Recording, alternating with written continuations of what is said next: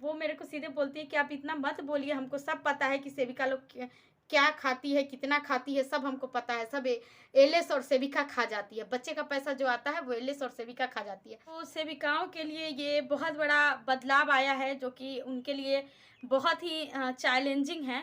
और मैं क्या बताऊँ, इतनी ज़्यादा चैलेंजिंग है कि कहने लायक नहीं है। आप 1 मिनट सोच लीजिए, पदाधिकारी आते हैं हमारे यहाँ निरीक्षण में, तब बोलते हैं आपके यहाँ पंखा नहीं है, आपके यहाँ टेबल नहीं है, आपके यहाँ रखने के लिए और रजिस्टर रखने के लिए अलमीरा नहीं है। वो क्यों नहीं रखी हैं? सबसे बड़ा सवाल खड़ा करती हैं कि वो क्यों नहीं है। लेकिन वो ये नहीं कहती हैं कि आप लोग को मिला क्या है।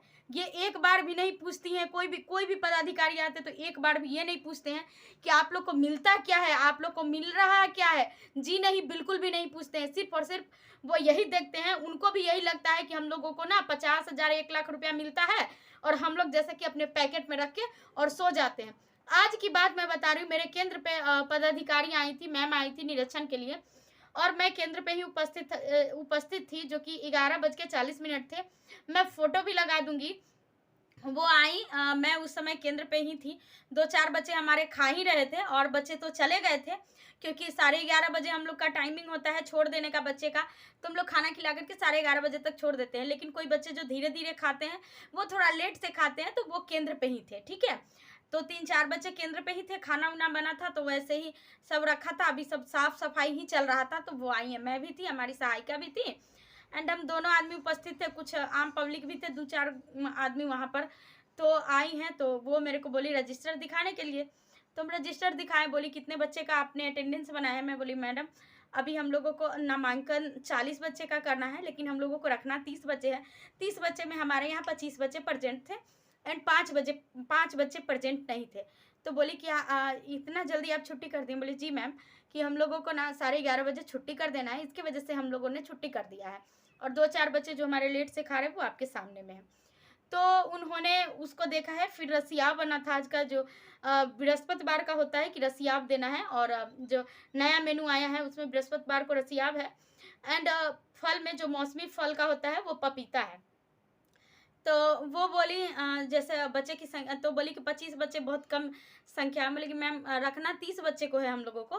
बाकी बट हमारे यहाँ क्या है ना कि बच्चे 30 में से 25 बच्चे ही प्रेजेंट थे। एंड जो हमारा, तो बोली कि आप फ़ोटो दिखाइए। मैं फ़ोटो दिखाई उनको। मैं फ़ोटो खींची थी, क्योंकि ग्रुप में डालना पड़ता है, तो उसमें मैं फ़ोटो खींच के डाली थी, तो मैं दिखाई।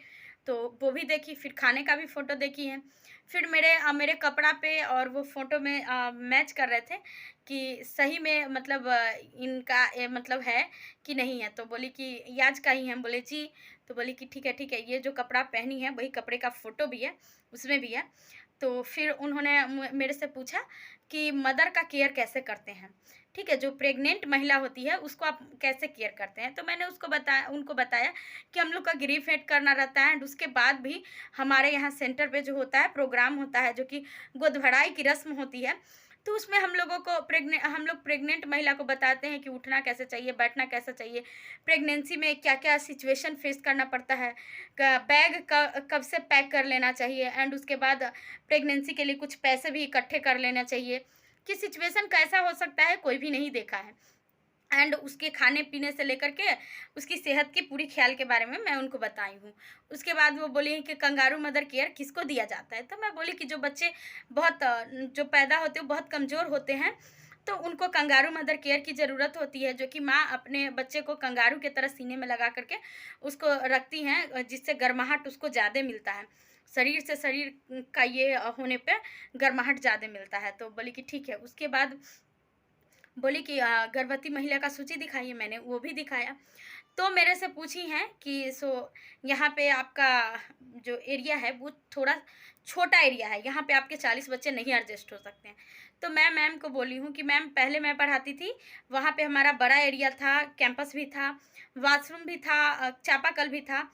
तो मैम बोली कि नहीं, यहाँ पर से आप चेंज कर दीजिए, दूसरे जगह लेके जाइए। तो आप एक बात समझ लीजिए, ग्रामीण क्षेत्र में पक्के का मकान, ईंट का मकान और पेंट पुचारा और उसके बाद चापाकल, वाशरूम, एक किचन, एक बोलते हैं खाद्यान्न जो सामग्री होता है उसको, स्टोर रूम, और एक बच्चे के लिए। तो इतना के लिए कम से कम ग्रामीण क्षेत्र है तो आपको 2000 से 2200 रुपया पे करना पड़ेगा। तो इतना तो ये लोग देते नहीं है। 700 रुपये अगर भाड़ा दे रहे हैं तो आप किस हिसाब से खोज रहे हैं कि एक बड़ा सा रूम होना चाहिए, वो भी छत का मकान होना चाहिए, और एक चापाकल होना चाहिए, एक वॉशरूम होना चाहिए, एक जो स्टोर रूम है वो होना चाहिए खाना बनाने के लिए। कहाँ से आप खोज रहे हैं? तो मैं उनको बोली कि मैम हम लोग को तो 100-150 का मिलता है घी खरीदने के लिए। कहीं भी मार्केट में 150 रुपये घी है, कोई हमको खरीद के ला दे तो फिर मैं बोलूँगी। तो बोलती हैं कि इतना मत बोलिए आप, हम सब जानते हैं कि सेविका लोग। तो वो मेरे को सीधे बोलती है कि आप इतना मत बोलिए, हमको सब पता है कि सेविका लोग क्या खाती है, कितना खाती है, सब हमको पता है। सब एलएस और सेविका खा जाती है। बच्चे का पैसा जो आता है वो एलएस और सेविका खा जाती है। जबकि हमारे यहाँ हम दोनों मौजूद थे। और हाँ, मैं उनको बोली हूँ कि मैम हम लोग को 30 रुपया मिलता है फल खरीदने के लिए एक दिन का। क्या 30 रुपये में कोई फल आ जाएगा? जरा कोई खरीद के दिखा दे। पपीता बोला जाता है, पपीता 40 रुपये केजी है। अब बताइए कि हम लोग कहाँ से लाके देंगे? इसी में एडजस्ट करेंगे ना, हम लोग अपने घर से तो नहीं लगा सकते हैं। हाँ, तो बोलती है कि नहीं आप अपने घर सैलरी में से खर्चा करिए। भाई सैलरी में से हम क्या खर्चा करेंगे? तो हम बोले कि एक तो मजदूर के श्रेणी में हम लोग को रख दिए हैं, आप बोलते हैं कि सैलरी में से खर्चा करिए, तो हम लोग काहे नौकरी करेंगे? नौकरी नहीं करेंगे, फिर बिना मतलब का कौन नौकरी करेगा भाई? कि सैलरी में से भी पैसा खर्चा कर दीजिए तो आपको बचेगा क्या? जब आपको कुछ बचेगा ही नहीं तो आप नौकरी क्यों करिएगा भाई? हम इतना देह अपना धुनाएंगे, क्यों धुनाएंगे? सब अपने बच्चे का जिंदा रहने के लिए सोचता है। क्या सेविका के पास बच्चे नहीं होते हैं? तो प्लीज आप लोग कमेंट करिएगा, अच्छा कमेंट करिएगा। सही, मैं वास्तव में ये बात सही बोली हूँ। जो मेरे ऊपर बीता है कल आपके ऊपर भी बीता होगा और किसी के ऊपर बीत भी सकता है। ये कोई गारंटी के साथ नहीं कि कोई भी सेविका अगर है तो उसके साथ नहीं बीतेगा। ऐसी बात होगी तो होगी।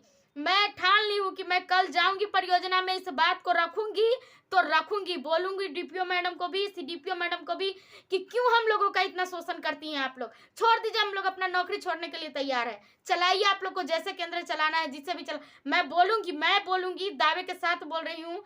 और मैं बोलूंगी उनको कि मैं नहीं करना चाहती हूँ ये नौकरी। क्यों करूंगी मैं भाई? अब एक बात बताइए, 30 रुपये फल है जो 40 रुपये खरीद के लाना है तो आप अपने सैलरी में से कटवा लीजिए। ये कहाँ की बात हो गई भाई कि हम अपने सैलरी का भी पैसा उसमें लगा दे? 120 रुपये तेल का मिलता है, कहाँ 120 रुपये तेल मिल रहा है? सरकार अंधी है क्या? सरकार को दिखती नहीं है? जो सरकार इतना टैक्स लगा रही है, जीएसटी लगा रही है, और तेल का रेट दिनों दिन बढ़ा रहा है, वो सरकार अंधी है? वो सरकार को दिखता नहीं है? सारी सेविकाओं के ऊपर थोप देता है कि आप लोग अपना सर फोड़वा लीजिए। मैं इस बात को लेकर के बहुत ज्यादा मुद्दा को मैं गर्म करने वाली हूँ और मेरा आज खून खौल गया है। इसके लिए खोल गया है कि आप अपने सैलरी के पैसा से करवाइए। आप कौन होते हैं हमको सैलरी के पैसा करवाने वाले? मेरे सैलरी का पैसा पे आपका क्या अधिकार होता है?